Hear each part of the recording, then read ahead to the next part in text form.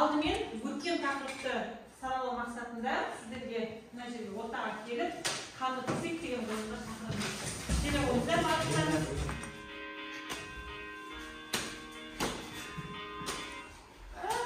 Еркеназ.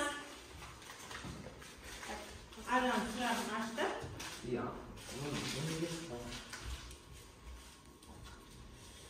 Қандай сұрақ? Қандай қосылыстар азотты органикалық қосылыстар деп аталады? Азотты органикалық қосылыстар деп нитро қосылыстарды біз атаймыз. Яғни құрамында азотты бар. Жақсы. Әрі қарай. Ойын жалғасады.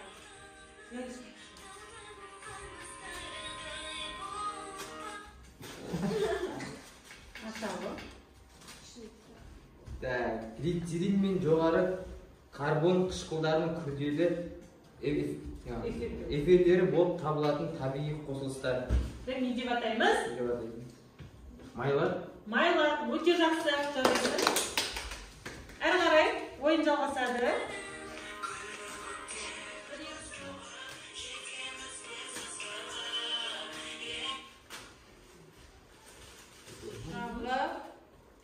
Күрделі эфирлердің жалпы формуласы.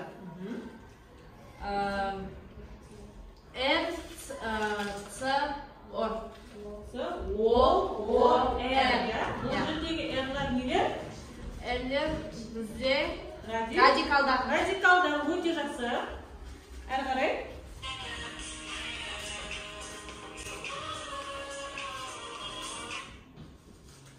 Карбон қышқылының құрамына нелер жатады? Карбон қышқылының құрамына кarbonсыз қышқылы, яғни HCOH. COOH. Жақсы, өте жақсы. Әрі қарай.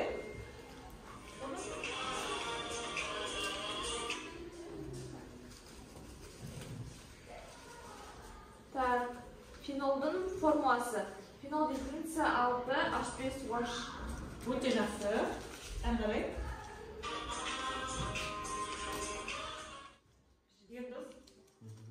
Алкандардың формуласы дейді. С, Н, H2, N, O, плюс 2. Жақсы. Жақсы, осымен біздің үйге берілген тапсырмамызды аяқтайық. Барлығымыз осы жерде тұрғанда қазір топқа орналасып, иә балалар? Бір деп ала қойыңыздар. Бір. Так, бірлер, мына партаға келесі екілер, екінші топқа отырады. Балалар, енді жаңа сабақты түсіну мақсатында сіздерге қазір видео қосылады, соны мұқият қарап шығыңыздар. Барлығымыз бері қараймыз. Аминдердің жіктелуі және номенклатурасы. Оқу мақсатына сәйкес сабақтың мақсаты аминдерді жіктеу, аминдерге халықаралық жүйелеу номенклатурасы бойынша атау беру. Аминдер дегеніміз молекуласындағы сутек атомдардың біреуі немесе бірнешеуі көмірсутек радикалдарымен алмасқан аммиактың туындыларын айтамыз. Радикалдың табиғатына қарай аминдерді қаныққан, қанықпаған және ароматты деп жіктейміз. Мысалы, қаныққан аминдерге этиламин, қанықпаған аминдерге этилен амин, ароматты аминдерге фениламин немесе анилин жатады. Аммиактағы сутек атомдарының алмасу дәрежесіне қарай аминдерді біріншілік, екіншілік және үшіншілік деп жіктейміз. Біріншілік аминдерде аммиак молекуласындағы бір сутек атомының орнына көмірсутек радикалы алмасады. Біріншілік аминдердің жалпы формуласы RNH2 болса, мұндағы R алкил тобы болады. Мысалы, CH3NH2. Бұл формуладан көріп отырғандарыңыздай, аммиак молекуласындағы бір сутегі атомының орнына метил радикалы алмасады. не ұқтыңыздар? Жалпы аминдер дегеніміз не болды? Аминдер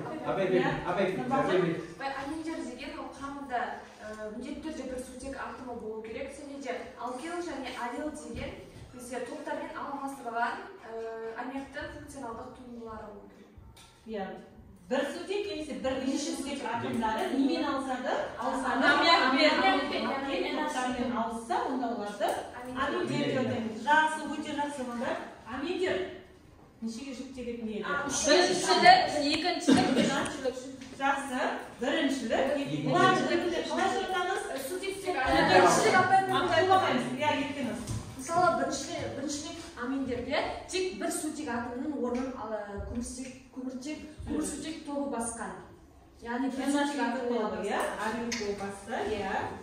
Екіншілік аминдерде екі сутек атомның орнын көмірсутек тобы басқан. Ал үшіншілікте үш сутек атомның орнын көмірсутек тобы басқан. Сутектің орнын алкил тобы басса, онда ол сутек атомда байланысты. Бір сутек, екі сутек, үш сутек. Жақсы. Енді слайдтарға назар аударайық. Мына жерден нені ұғып тұрмыз? Кім айтады? Келе ғой, Нұрбақыт. Мына жерде біз аммиакты біріншілік, екіншілік, үшіншілік сутек атомдарына байланысты шектелген. Мына жерде бізде көрсетілген аммиактың құрылымдық формуласы. Мына жерде біріншілік аминдер көрсетілген, яғни мына жерде үш сутектің орнындағы біреуінен бір сутектің орнына бізде радикал орналасқан, бұның оқылуы этил амин болып тұрады. Мынау біріншілік бізде аминдерге жатады. Енді екіншілік аминдерге екі сутектің орнына екі радикал кеткен. Біріншісі метил, екіншісі этил кеткен. Сол үшін метил, этил амин деп оқылады. Екіншілікке жатады, иә? Енді үшіншілік аминдерге бізде NH3 үш сутектің орнына да үш радикал келіп қосылған, яғни үшеуіне де метил қосылған, үш метил амин болып қалады. Үш метил амин. Дұрыс па балдар? Қалай бағалаймыз бұл уақытты? Өте жақсы отыра ғой. Енді балдар осы сабақты түсінгендеріміз бойынша сіздерге қазір топтық жұмыс беремін. Сол бойынша жұмыстанамыз сіздерге есеп. Сол есепті топтасып отырып шығарасыздар. Келесі топтан кім шығады есепке? Келе ғой Еркеназ. Бізде есептеу өнімнің шығымының массалық үлесін табу керекпіз. Берілген жаза ғой.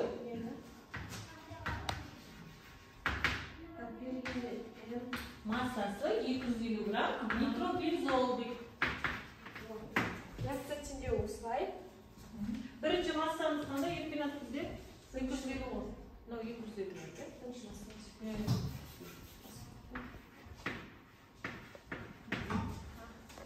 Енді шығымды тапқанда яғни зат мөлшерлерін бір-біріне бөлеміз. 100%-ға шығымды көбейтеміз. Шығым болса, бізде міндетті түрде 100%-ға қолданамыз. Екінші топ қарап отырамыз. Дұрыс па, дұрыс емес па?